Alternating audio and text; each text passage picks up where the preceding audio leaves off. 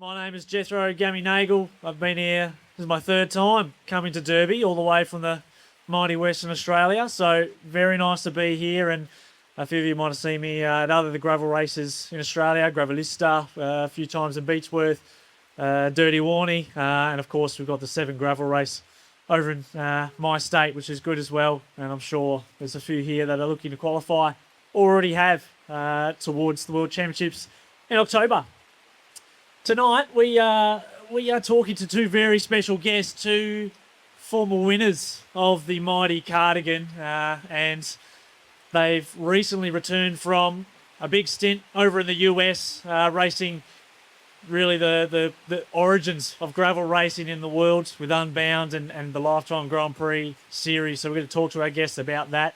And also following the Q&A for the pro panel, we will have the premiere of Scotty Bowden's epic trek across home ground, where he tries to beat Payson McLevin's record from one end to the other on Tassie. So that's going to be screening right after, and we'll chat with Scotty afterwards as well. Must also say a big thank you to Giant Australia as well. They put on a bar tab, so big round of applause for Giant for looking after the hydration for tonight. Thanks, guys.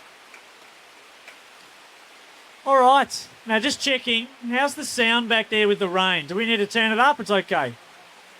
All right, it's good. Let's welcome our first guest up onto our stage. Firstly, a winner of the Devil's Cardigan in 2024 and taking the National Australian Gravel title with her. This guest has also won Gravelista over in Beechworth, another World Series qualifier. She's won the inaugural Dirty Warney and also has some fantastic results over in the US, many top 10 finishes. Let's welcome up Courtney Sherwell.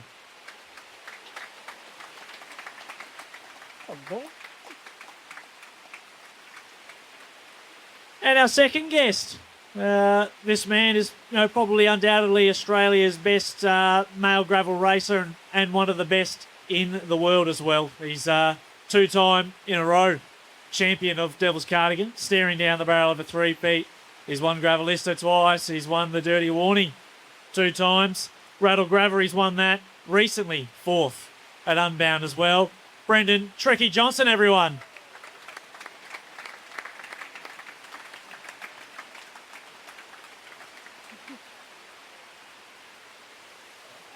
Right, so we'll get you guys to share the mic there. Firstly, Courtney, for you.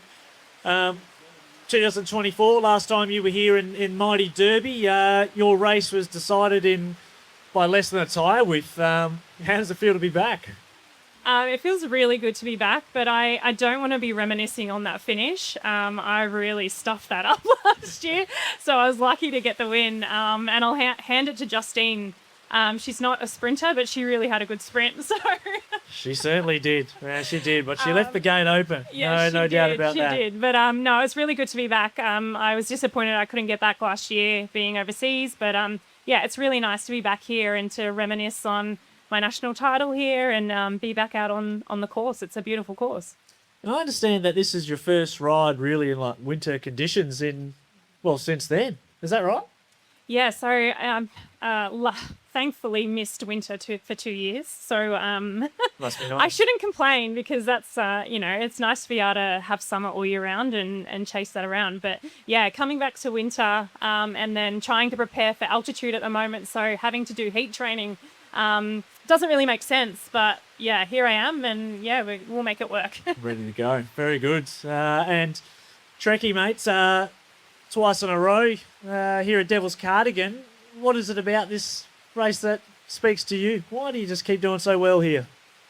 Oh, it doesn't really speak to me. It's the climate, is not something I enjoy.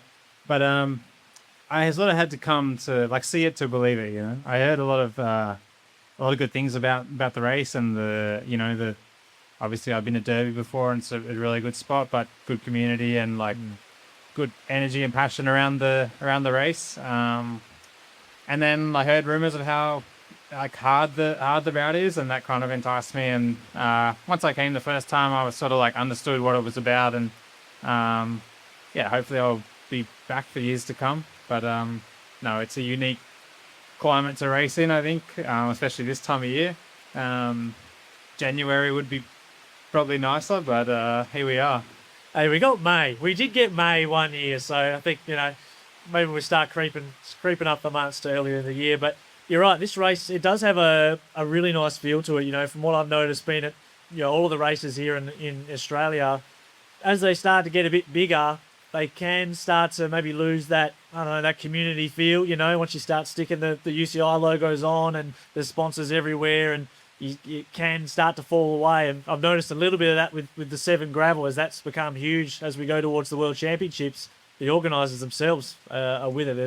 It just starts to lose that special touch. And I think Derby is something here for the Devil's Carty it's maintained it, and it's definitely one where, it's not just a bike race, but also a really nice community event. So, well done to everyone who's turned up. But the numbers have increased this year as well, up to around 480, I understand. But let's start off. We want to talk about your US experience. You've just come back from Unbound, both of you as well. For those of you who don't know, the Unbound Gravel is one of the OG gravel races in the world. It started out originally as being called the Dirty Kansas, and that, along with the Leadville 100 and one other race, they were really, before gravel was, I think, in Australia, they were the gravel races. So it really did originate then. And Unbound is this 330-kilometre, hectic ride through Emporia, Kansas. It's grueling. It's big, as you can imagine, thinking the US. And we're going to spend a bit of time talking to Courtney and TREKKY with their experiences with, that really vary as well with what they went throughout the race. So, TREKKY, let's start with you, mate. How would you best describe Unbound to our audience here if they're trying to picture it? How would you describe it as an event and as a race? Yeah, I mean, it's like it's the Super Bowl of our sport for sure. The small town builds its people and enthusiasts the whole week, and there's it's just gone to a new level each time I've been there. You line up at the start line and you can't see the road for the amount of photographers and media, and it's a really surreal feeling to a sport that I guess its origin is just going out on a bike that's built to adventure, sort of off the beaten track. So it's quite crazy. But the race itself is rolling hills through Kansas. It's pretty underwhelming. I quite like it. I like that kind of barren landscape. But it's a unique route of not much to look at. A lot of the roads look the same. There's a lot of characteristics with the roads, and the gravel is how it, the weather has a huge impact there. So, yeah, it's a massive day. Huge. The aid stations and stuff are just packed full of people. The amateur fields are massive. How big? How big are the numbers? What do you know? I think 3,000 or 4,000 people. There's a few different distances, but the 200 mile is like the big one, and it's really gone to a new level, and it's a slog. I mean, for us, I think I was 9.5 hours, and then starts 5 a.m. and like I didn't get home till 7:30 or something that night. So it's a really big day, but there's a big sense of like achievement throughout the whole town, and that's what I notice. I'm just thinking about we think about the last riders that come in for the Devil's Carty. Last year it was the bloke who did the shoey of the Devil's IPA out of his Shimano. Like, you think about who's coming in with the old Lanterne Rouge for something like Unbound. I mean, it's got to be a 20-hour slog. So yeah, it's a big dance. Courtney, it's not just the race day for Unbound. It is a big week leading up to it. There's activations, all sorts. But as an athlete, what's the final, those final 5 days leading into the event? What's that like? Are you in Kansas, the week before? What are you doing on those days leading up to that big show? Yeah, I guess you want to try and pre-ride as much of the course as possible, but the sectors or the MMRs, the minimal maintenance roads that are potentially going to be hectic if it rains. And I think you spend half your time just looking at the weather app and wondering whether or not the storms are going to come through. So in that time of the year at Unbound, is that what can the weather be? Is it supposed to be wet? Is it supposed to be dry? It's a mixture. So, and it can be, bright and sunny one minute and then torrential rain and crazy thunderstorms the next. So What does that remind me of? Is that here? here is a dream. It's really nice. So yeah, you're trying to prepare for the worst, but not really understanding how that's going to play out on race day. So you're trying to cram in as much course recon as possible.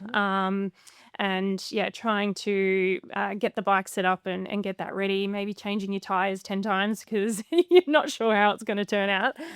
But basically, you're just focusing on trying to be your best on race day and eating, sleeping.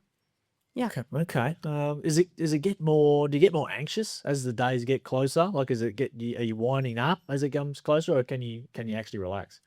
I think you do get anxious, but for me this year, I felt quite calm coming into this event. I did it last year, and it wasn't the best day for me. So I kind of felt like I couldn't be any worse than that. So I was feeling quite calm. Like, I'm gonna have a good day. And I felt like I prepped pretty well for the event. And I was staying with some friends who, the vibes were pretty good, and I think that's important to have that crew around you. Okay, and TREKKY, what about you that week leading up?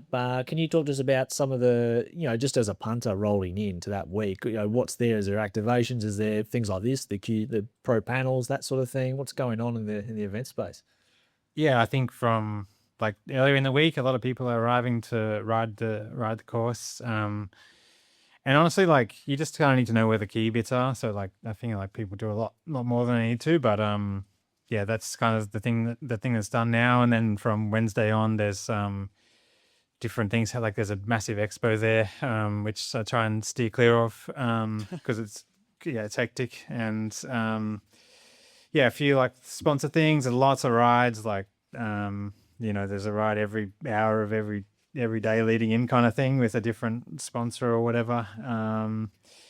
We've launched not launched, but like had new bikes there a couple of times. So that's made for a busy week in terms of like kind of doing that kind of stuff. So yeah, it's busy. But I don't know. I think everyone just enjoys a small town getting really amped. The whole street is closed and it's full of like-minded people. So I guess it's similar to this, people assemble in a small place and it becomes quite packed. I'm really interested in the support crews as well. You see on the social media for the ride or races like this, where you've got the pit crews, you've got the marquees, and there's a certain point on the race where the top riders, the ones like you, going full gas, and there's 3 or 4 people there with hydration packs, changing the bottles, cleaning down the bike with a high pressure hose, things like that. Can you maybe stay with you, Courtney? Can you tell us about what your support crew looks like for a race like Unbound?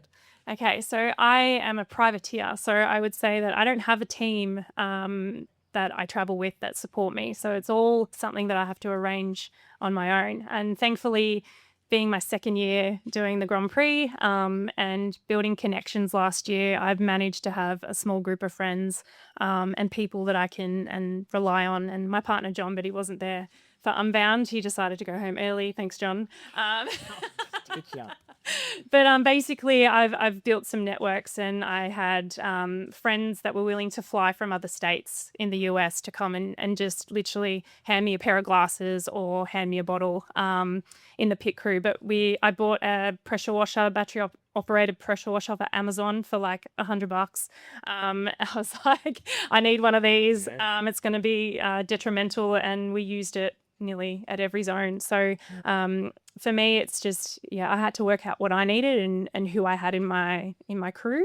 And we came up with a plan. And for me, my race probably didn't go how I wanted it to, but my pit crew were amazing. Wow. Yeah, it just goes to show, isn't it? Like, you think about you're just trying to finish the race, let alone, perform at a high level, but you can't do it on your own. And you're a long way away from Australia where you'd have your normal support network. So it's a lot of work. And maybe on the other side of the coin, TREKKY, can you tell us about what your sort of, what does your pit crew, to call it that term, look like for Unbound? Yeah, it's good. We got only a small team of riders. So we only had 2 men in the race. And Peter was in the race actually, but if she's around. But she was more casual about it. So,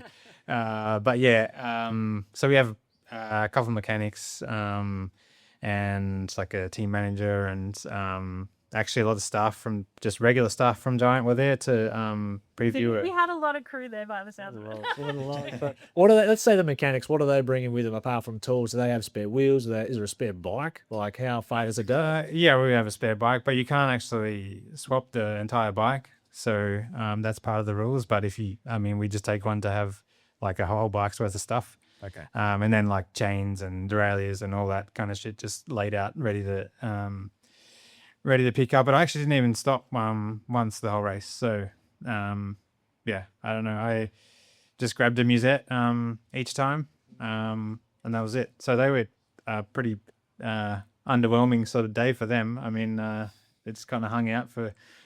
They did a great job, but it's also a long day for the support. I mean, we had like our manager drive out at like in the dark at 3 a.m. to go and look at the roads that may have been 3 a.m. Yeah, I mean it starts at 5, so Oh, okay, yeah. Okay. But like the problem is there's roads there that just turn to absolute shit and can destroy your race. So if you have more knowledge on that, it's obviously a 330k route, so it's hard to see every bit, but there's sections that may be bad, and also it actually wasn't those sections that were bad, it was other bits. So Maybe they need to go out for the recon at 1 instead of 3. he's planning on taking his motorbike next year and riding 20 minutes ahead of the race and Wow. stuff like that. But It's crazy, isn't it? How the sport evolves so much to that sort of level of detail. So very cool. We'll talk about. I just actually forgot. There's also, if you don't know, everyone that with Unbound, 330 kilometers. That's a fucking long way. Like that's a long bike ride. But they do these. They're crazy in the US. They do the Unbound XL. So they do double the distance. Is that what they do? Is that 300 miles? 300 miles. it's 350, I think. So that's 560 Ks. It's a lot. And they start, when do they start that? Because they can't start at the same time as you. They start at 3 p.m. on the Friday, and we start at 10 to 6 on the Saturday. That's just stupid. That's crazy. So It was dumping, right? Like massive storms during the night, and on those roads, that ain't it. There's levels there. That's crazy. So you got to be crazy to do 330, let alone 560. And I'm sure there's probably someone out there that's wants to do the. I think the guy who ran 20 something kilometers. He ran. Yes. Okay. Or walked, I guess. All right, that's crazy. We'll talk about your race experience. So, Courtney, we'll start with you. Second time at Unbound. You finished in 30th position and I think maybe 17th for the Lifetime Grand Prix athletes. But that doesn't really tell the story of your day, does it? Because you had a mixed bag, so to speak, and conditions played a big part for you. Yeah, absolutely. So again, I was expecting there to be mud at some point, but not knowing for sure when it was coming. I actually had someone back here in Victoria that messaged me, and it came up on my hammerhead because I had my phone on me, and he said there is a crazy mud sector coming up. He was watching the men's live feed. No way. But what he said he should have told me in the moment was to get on the grass. So it flashed up, and then literally maybe 30 seconds later we hit that sector, and as I hit it I then realized I should be on the grass, but my bike just completely stopped. And yeah, so I spent a long time trying to carry my bike, which was too heavy. I did have a strap in my frame that I was going to pull out so I could sling my bike over my shoulder. But I think in the moment you're a little bit hectic and rushed, and you've got other riders coming past you that you just want to get going as quickly as possible. So. And at this point, are you in like with, you're in sort of the first group, second group? Yep. Yeah, so the group was still all together by that point. There was no separations. So I watched. Like Sophia was literally just in front of me, and she ended up winning the race. So, it was still pretty tight, and it was still early on. We hadn't even made it to the first aid station yet. So there was still at least an hour and a half to go to get to the next aid. So by that point, I'd almost clocked off at that point, thinking that the race is gone. I'd lost so much time. Barely could see anyone up the road. So I decided just to trudge along to the first aid station. I messaged my crew and I said, my bike's fucked. I need the power washer. I need water. And so when I got to the aid station, they were there, and they got me sorted and got me Power back washer on. work? It was amazing. What a yeah. ripper, $100. But I got them to power wash me as well. Good, yeah. Because like Unbound in Kansas, you're literally riding through cow shit. Oh, for real, yeah. Yeah, so when you look down, the mud is green. It's not brown, it's green. So you know it's shit. So I'm like, please wash me as well. Yeah. And people want to do that twice. That's crazy, isn't it? The XL, I still can't get over that. So, okay, let's say, so then obviously the front group's riding away, you've reset, you've gone past that first feed zone. What are your thoughts then? Are you just going, I'm just going to pack it in, or you keep going? Once I got to the feed zone, I was kind of like, well, I'm here, right? I'm in Kansas. I'm doing this. I'm in the Grand Prix, so I also need to consolidate some points as best as I can too. So I know that I can also be middle to back of the race and just push through and get a result. So, you know, it was pretty early on as well. So I just basically decided just to get going again, focus on myself, don't worry about the race, just push the power that you can, get through the sectors, no mechanicals, and see where you end up, basically. And then I ended up seeing a friend out on course, which was kind of nice because that was at the point where it was torrential rain, crazy thunderstorms, like we thought we were going to get struck by lightning. It was that severe. So we were riding together more for safety in case something happened. But then it got really sunny and hot. So I decided that, well, maybe I should actually click up a gear and get to the finish line. So, yeah. Wow. And still, 30th place, nothing to sneeze at as well, coming in after all that. What was the final, like, how long was it? Final finishing time? I was over 11 and a half hours. I really struggled in the last half of the race.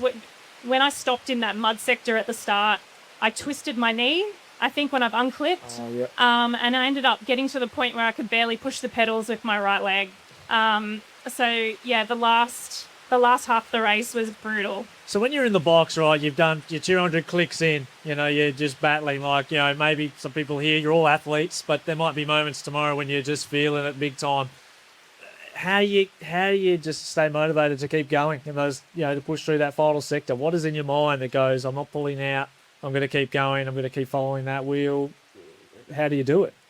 I guess for me, like, I love racing and I'm racing at the top level and, you know, I'm there. So I want to do the best that I can and I want to ride as hard as I can. For me, thinking about pulling out at some points, I was like, if I DNF'd, I would feel 10 times worse than what I would like finishing in 12 hours or whatever. So I'm there just to have a crack and, you know, things don't go to plan, but you can still make something of it. And at the end of the day, the finishing and passing that finish line, like there's no better feeling, no matter who you are, you want to get past that line. It does feel bloody good, doesn't it? It's really, really good. It's great. They're really good for sharing that. TREKKY, in, you know, towards your race, 2024, you were 15th. Yep. In 2025, you were 5th. And then this year, one more up to 4th place. Best result so far at Unbound. What do you reckon? What do you put that result down to after all that work? You know, is there something you changed from last year? Was it different training? Was it more training? Was it better mindset, equipment? I think it's experience there, and I mean experience my whole career probably, and just applying that every time. Like each time I take a new race, I've got more experience from the last time. So there's that. I mean the bike setup, and then is really important there in terms of tires and tire clearance and that kind of thing.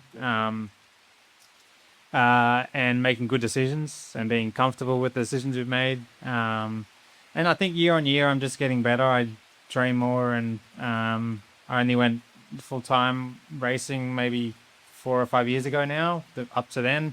And you think in your first year, I'm full-time, like I'm trained, you know, 10,000 Ks more than the year before, and I should be that much better, but it's just not the case. I think it compounds year on year. So into my, say, 5th year now, I think that's catching up, and I'm still getting better.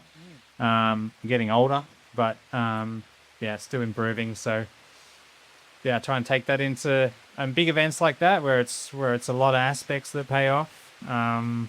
You know, resilience, you know, physical resilience as well, and then experience in the setup and approach to it. I'll read out some of your stats from Unbound, which I think everyone here will find quite useful. For Unbound Trekkie this year, just gone, only three or 4 weeks ago. 9 hours 36 finishing time, 9,200 calories burned, 294 watts normalised for the 9 hours, 19 gels, and 10 900 ml carbohydrate bottles, which is around about 9 litres. What do you think about that when you hear those numbers? I mean, I know about those numbers. Yeah, it's not a nice feeling after that. 19 gels. Yeah, you're putting your body through a lot of emotion that day. Yeah. In terms of the fuel you're taking in, just the up and down moments that happen in that race. Yeah, almost looking at 10-hour day, and Yep. whether that's like hot or whether that's crazy storms or wind, like massive headwind in the last 100k, and I think it doesn't feel nice after that. And in the men's, probably more particularly, there seems to be a real big influx in the Lifetime setup of former or current who've just retired World Tour professionals that are coming back in and entering into the gravel world, and they come with a lot of support as well. And of course, coming from the World Tour, you instantly think, oh, geez, I would think I'd be intimidated by that when these new ones come in. Is there a little bit of that as you see these new riders come into your racing setup? Yeah, I mean, big names seem to come and go at Unbound, and it's the biggest race in the world and on the gravel. So I think, people see that as the pinnacle and they want to take it on, and they, want to try their hand at it. But there's just so much more to it than having an engine, and I've sort of like had some association with guys that are fresh out of the World Tour, and then sort of hear in the weeks leading up to it what they're up to, and with the bike setup and stuff. And I don't know, sometimes I just chuckle because I know in my mind like what kind of works there, and they're often a ways off in terms of what they've got prepared. So you can't just turn up and hope to do it on the day. I think Mahorich turned up one year and I think he made it the 100k mark, and I think Sagan turned up the Specialized once and he was at the beer tent 150 k's in. So yeah, it's a good point. You got to have that time, all the training, all the preparation to put it all together.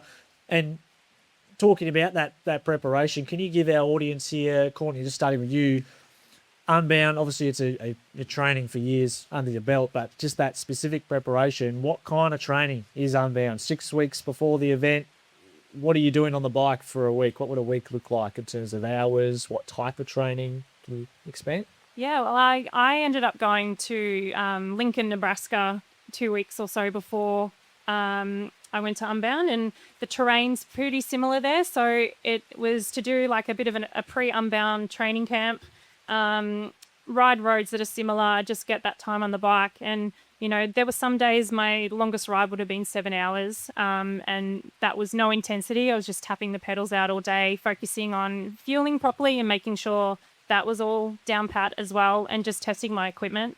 And then you have those shorter days where you might do like some of your short and sharp efforts, but really it was just getting comfortable on the bike, tweaking things to make sure I could be aero as possible, and still be comfortable because, you're going to be on the bike for a long time. Yes. But yeah, and just for me, it's more about also just enjoying riding my bike because it's a long bloody day out there. And if you don't love riding your bike, then there's no, it's going to be even worse. So, and yeah, just staying with friends, that made all that so much easier. So yeah. Okay, very good. What about you, Trekkie? That say 6 weeks out, what does a week look ahead of 6 weeks out of Unbound, typical training? Oh, for me, this year in particular, like years gone by, I've done a really dedicated 3 weeks. Last year, I think I did almost 100 hours in 3 weeks. But this year, I just decided to. I actually rode from Perth to Sydney in January, and in my mind, and I never really sort of pointed that out, but I figured that would be a decent block as long as I got through it okay without too many injuries. And even training for that, I did some really long 12-hour rides, like probably 5 of those.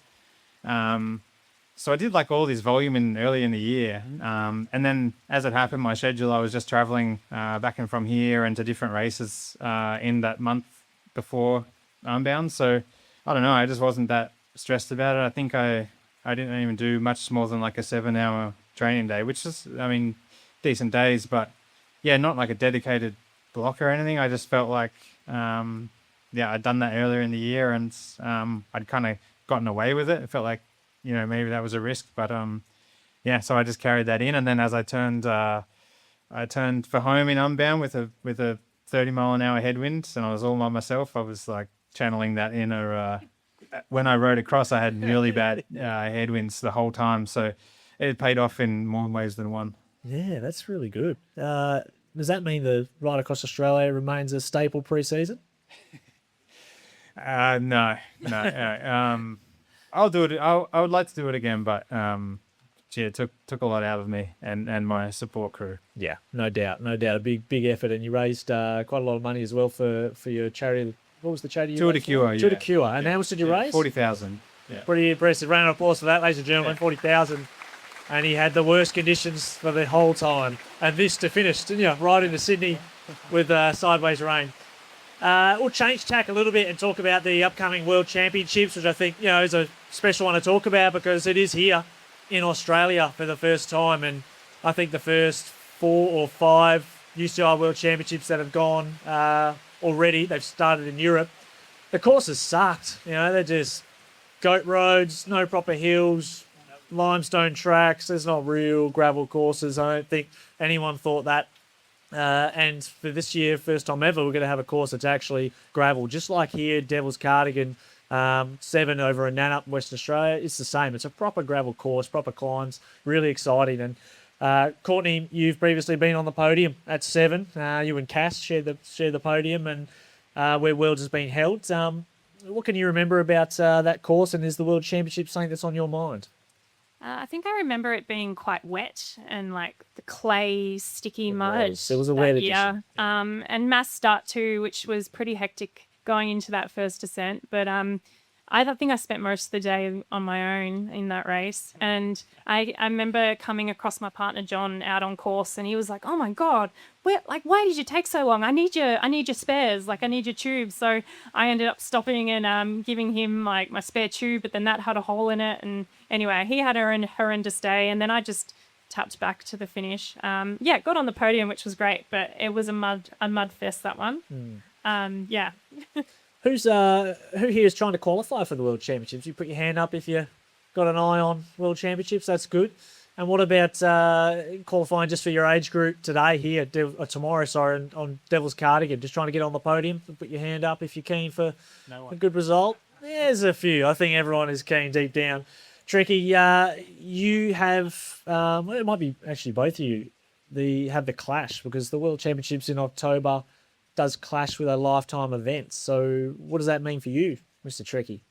It means I just have to keep an eye on how I'm going, and yeah, I don't know. I like to do 7. I think having a home World Championships is something that's really cool, and I obviously like the race. But yeah, I don't know. It's sort of like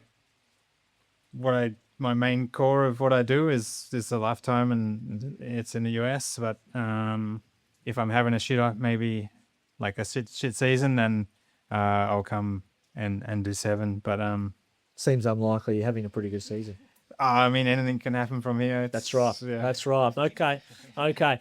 Well, we'll move on to the main event. That is, of course, Devil's Cardigan. What an amazing event this is. So excited to see everyone out there tomorrow. But everyone could use a few tips, I think, when we go out there, whether it's preparation, just getting out there on the course and making the right decisions. Maybe between the two of you, we can give a couple of tips out there. Let's say final setups. We might go back to your accommodation and just make those final tune-ups for the bike, check the pressure, nutrition, that sort of stuff. The night before, Courtney, what's something that you do that you could pass on to the audience here for a race? I mean, my bike. Yeah.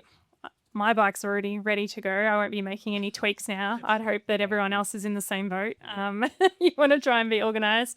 I think making sure you do have the right tyre pressures is key. This course can have some sneaky areas that can catch you off guard.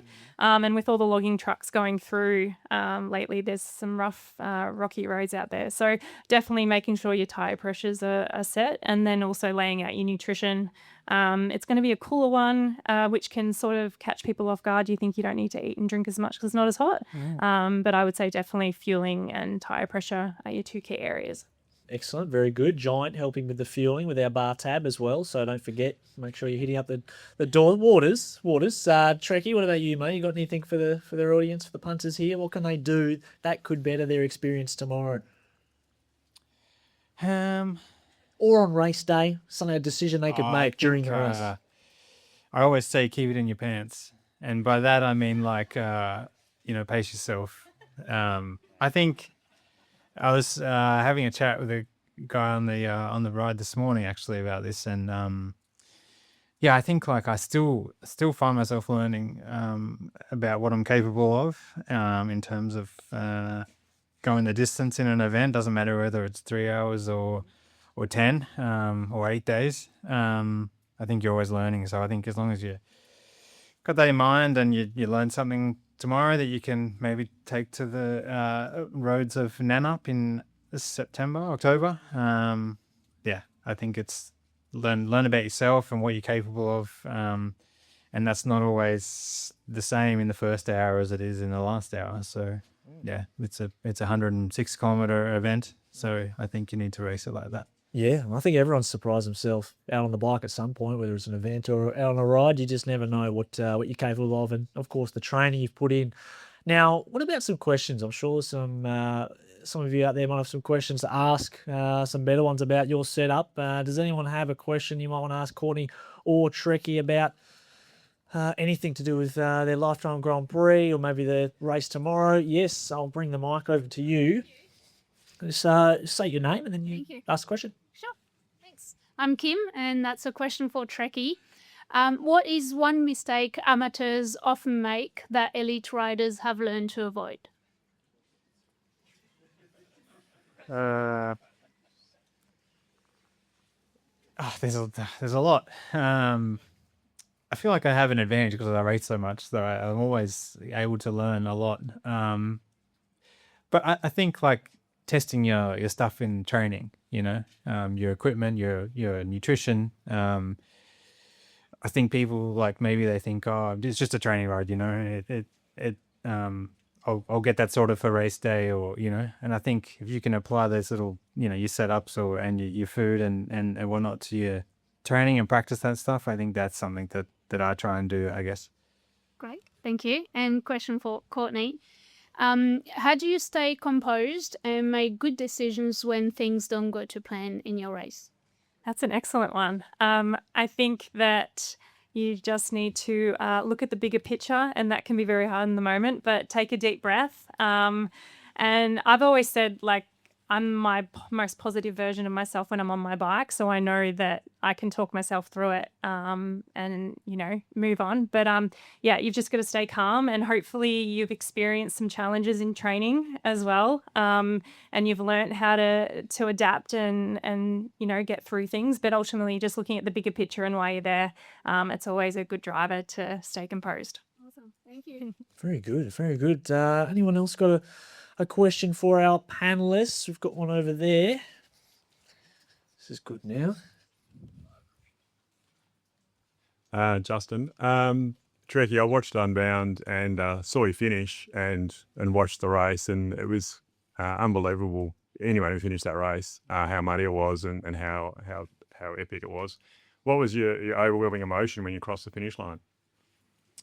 I was pissed off, to be honest. I just spent the last 3 hours by myself in a brutal wind, and it was because I had a little drama, and I was with a really good group racing for second. It was probably 10k before we turned into this headwind. So I had that emotion for the last 3 hours, and I was really annoyed about that initially because it was just like suffering. I suffered to that point, but I was in a good position in the race, and then for something small to go wrong, which cost me it only cost me a couple of spots because I did pass one of the guys, but it was really frustrating because to have to do that on your own versus like strong groups, it was really frustrating. But after I kind of got over that and processed that, it was pretty nice to have achieved that. I think it's undeniably the biggest gravel race in the world, and for me, like to be there, on the podium 2 years in a row, I was really pleased and on reflection, just proud of that effort that I did make it and didn't get caught in that moment by myself. So yeah, I was proud of myself for sure. And then thanks. Yeah, it was great. And same question for Courtney. Can you repeat the question? Oh, your overwhelming emotion when you finished Unbound. I guess I was so grateful to see my friends at the finish line, because you spend so much time on your own out there, and it's very isolating. For kilometers, you don't see a soul, and you just hope that you're going the right direction, even though you've got the map on your hammerhead, your unit. You're hoping that you haven't taken a wrong turn because you're so delirious. You just want to get to the finish line. So the relief that I had when my friends were there to pick me up off my bike, it was like, finally, I've made it. I can get off my bike and have a shower and eat something that's not a gel. Great. Any other questions that we have? Have a shower after Unbound. I mean, that's got to be the best shower of all time, isn't it? If you come out of 330 kilometres of mud. Anyone else got one? I'll just peg one more. I've got one for both of you. Courtney, TREKKY, what kind of gravel event would you like to see added to the Australian calendar, and where would it be? Oh, nice. That's a tough one. I'd like there to be an event like every month. Then we wouldn't have to go overseas. I don't know. That's a tough one. I think some unsupported gravel races, like more of that on the calendar, is pretty cool. I did Lauf Gravel Worlds in Nebraska last year, and that was a 220-kilometer race, fully self-supported, and it just adds a whole other dynamic to the race, especially now with more teams coming into the mix now, and teams have heaps of support crews and people out on course that can give them bottles and feeds, which can make or break a race. So once you take out that element and everyone's out there, it becomes really, really tactical, and you see people having 2 bladders on, bladders sticky taped to their bike. It just has a whole other grit to gravel, which I think is the essence of it, and I hope we don't lose that. So I'd like to see more of that sort of unsupported format. Well, you, TREKKY, any ideas? I'm really controversial and say I'd like to see one removed. Is that right? One removed. I think we should have the national championships as one of these great existing races that people travel to already. I don't think. Yes, 100%, mate. 100%. I think. It's people don't have endless money to travel to events, and we have great existing events. I think on proper gravel roads, and I'd just love to see it awarded to events like Devils, like we've had before, or Seven. I mean, I'm sorry to the volunteers that put the race on in the Adelaide, but I think we have some great events and championship worthy. So I'm sorry, but that's my controversial take. Completely agree. I don't think anyone would go against that. And that national championship is up for tender as well. So, the old Ponderosa. Canberra maybe needs a... You want to put it on? There you go. Yeah. So it's a good point. Yeah, and it was great because the national title did, it was a nice springboard for this event. I'm not saying it wasn't worthy. Like, worthy winners, great. It looks... No, yeah. It looked cool in its own way, but I think we have some great races. Everyone knows what you're trying to say, for sure. And finally, I got one more from me.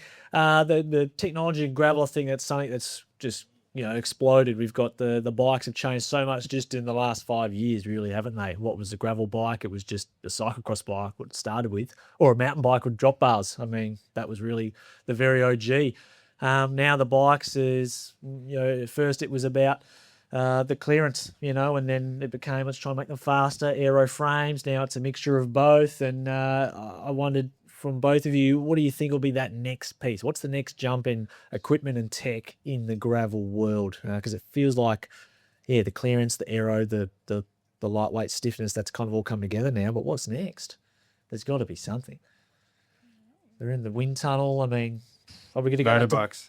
Road bikes? No, motorbikes. Oh, motorbike. Yeah. Well, e-bikes have exploded, haven't they, in off-road world as well? There was 32-inch wheels at Unbound. I don't know. If I was on that bike, I would have used regular sized wheels in a 32-inch bike, Yeah. and you would have ridden away with the thing. Okay, all right. Well, ladies and gentlemen, I think it's been a pretty good pro panel with these legends. TREKKY, we did one a couple of months ago now, and the sound and the setup was just dog shit. It was so bad. But this is a nice little pickup here at the Dorset, and Giant have set us up with the bar tab. And now we've got also just to follow the premiere of Scotty Bowden's film, which I watched on the plane ride over here. Amazing, inspiring bit of kit. So if you feel like you need a bit of inspiration, you're going to love this film. But let's give a round of applause to TREKKY and Courtney, our former champions, reigning champions, and they've probably got the #1 bib on tomorrow. So good luck, guys, and yeah, we look forward to seeing you guys across the line and everyone else as well. And for now, it's time to get another beer, and we've got an amazing doco about to premiere first watch for you all. So thank you. Thanks, guys. Well done. Thanks, guys.